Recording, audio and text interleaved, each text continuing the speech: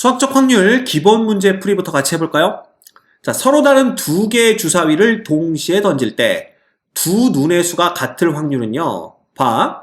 두 개를 동시에 던졌다 그랬으니까 전체 표본 공간의 원소의 개수는 6 곱하기 6해서 36가지가 됩니다. 이거 보세요. 표본 공간의 원소의 개수를 구할 때 우리 경우의 수에서 그지? 뭘 쓰고 있어? 곱의 법칙 쓰고 있잖아요. 그지? 이렇게 되는 겁니다. 그러면 36분의 두 눈이 똑같은 거는 11, 2, 3, 4, 4, 4, 5, 6, 6 6개밖에 없으니까 이런 거 그냥 6분의 1입니다. 됐죠? 그 다음 두 눈의 수의 합이 3 이하일 확률. 그럼 두 눈의 수는 암만 작아도 두 눈의 수를 합을 구하면 2부터 시작하겠죠? 이 경우는 1, 1밖에 없고요. 3인 경우는 1, 2와 2, 1이 있습니다. 이거 두 개 다르게 봐야 되는 이유는 36개 안에는 이 두 개가 서로 다른 케이스로 카운트되어 들어가 있기 때문에 그렇습니다. 됐죠? 그래서 얘는 36분의 몇 개밖에 없어? 3개밖에 없네요. 그죠? 그래서 12분의 1 이렇게 됩니다. 자, 두 눈의 수의 곱이 6의 배수일 확률은 그러면 6 되는 경우는 1과 6이 있고 6과 1이 있고요. 그 다음 2와 3이 있고 3과 2가 있습니다. 그 다음 12가 되는 경우는 얼마예요? 얘는 2와 6이 있고 6과 2가 있고요. 그 다음 3, 4가 있고 4, 3이 있습니다. 18이 되는 경우는 3, 6과 6, 3이 있고요. 그 다음에 9, 2 이런 건 안 되죠. 오케이. 그 다음 24가 되는 경우는 4, 6과 6, 4밖에 없고요. 그 다음 30이 되는 경우는 6, 5, 5, 6밖에 없습니다. 그 다음 36이 되는 경우는 6, 6 하나밖에 없네요. 그지? 그럼 이게 총 몇 개입니까? 여기서부터 세야 됩니다. 하나, 둘, 셋, 넷, 다섯, 여섯, 일곱, 여덟, 아홉, 열, 열하나, 열둘, 열세, 열네, 15개가 있네요. 그지? 따라서 얘는 36분의 15, 이거는 12분의 5다. 요렇게 우리가 또 계산을 하실 수가 있습니다. 됐죠? 네. 크게 어려운 내용들은 없습니다. 여러분들이 충분히 따라오실 수 있는 그런 내용들이고요. 자, 그 다음에 드림에 있는 5개의 문자를 일렬로 나열할 때 다음을 구하세요 이렇게 되어 있습니다. A가 맨 앞에 오는 경우 그랬는데 드림에는 똑같은 알파벳이 들어있지 않으니까 전체 경우의 수는 그냥 5개를 나열하는 5팩토리얼 즉 120까지가 가능하다는 걸 알고 있습니다.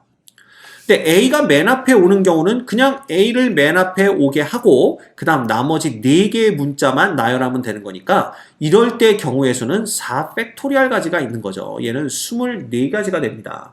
그치? 따라서 이 확률이라는 것은 결국 5팩토리얼 분의 4팩토리얼이 되니까 얘는 그냥 뭐가 되는 거야? 5분의 1 이렇게 보시면 되겠네요. 됐죠? 예. 그 다음 274번 봅시다. DRM이 이웃할 확률 그랬는데 다 이제 경우의 수가 됩니다. DRM이 이웃하려면 DRM을 어떻게 하라고 그랬어?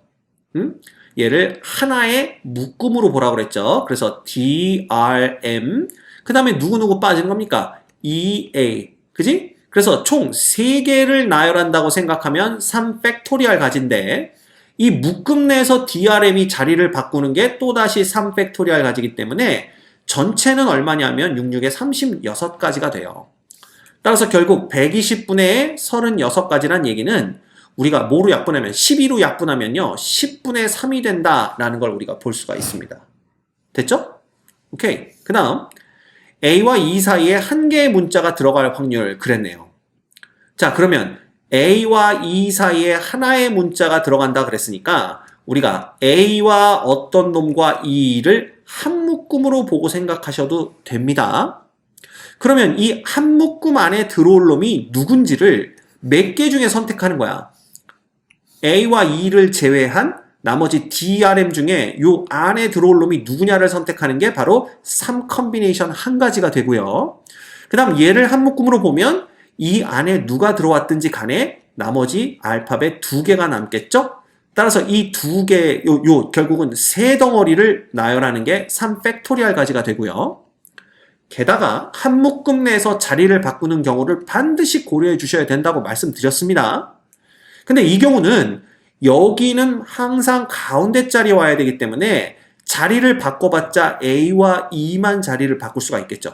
따라서 이 경우는 2가지밖에 없다라고 보시면 됩니다.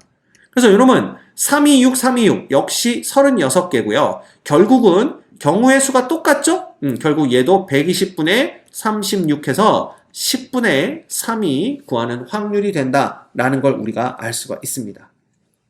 오케이.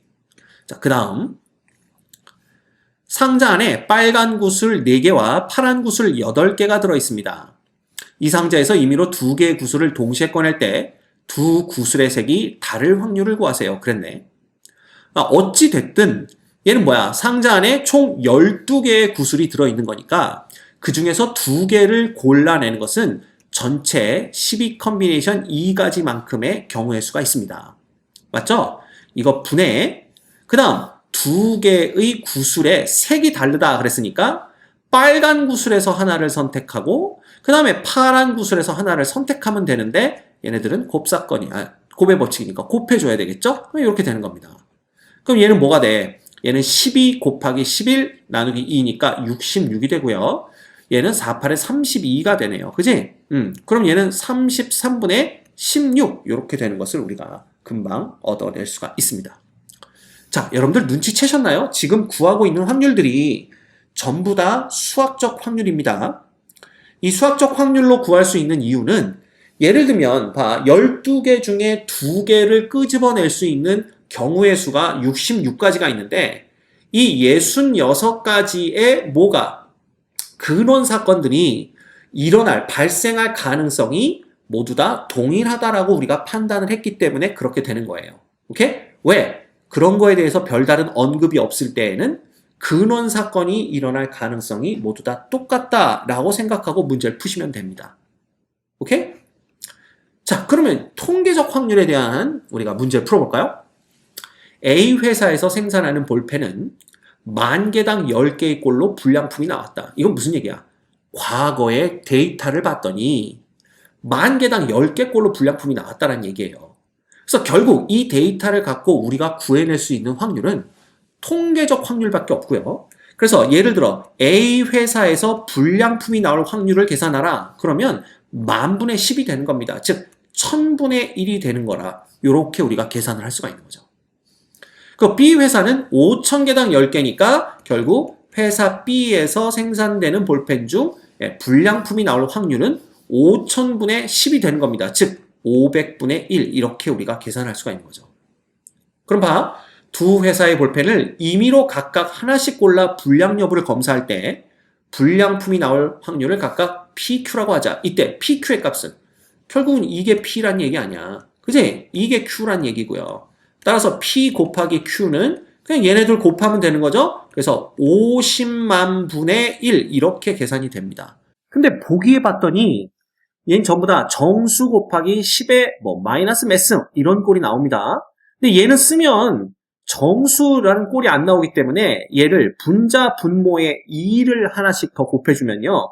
얘는 3, 4, 5, 6이 되고요. 분의 2가 되는 걸 볼 수가 있죠. 따라서 여러분이 2 곱하기 10의 마이너스 6승으로 표현하는 게 가능하다라는 걸 알 수가 있습니다. 그죠? 정답은 몇 번이야? 2번 이렇게 보시면 되죠. 여기까지 본 다음에 이제 그냥 보기에서 답을 고르다가 아마 5번 고르는 분들 상당히 많을 겁니다.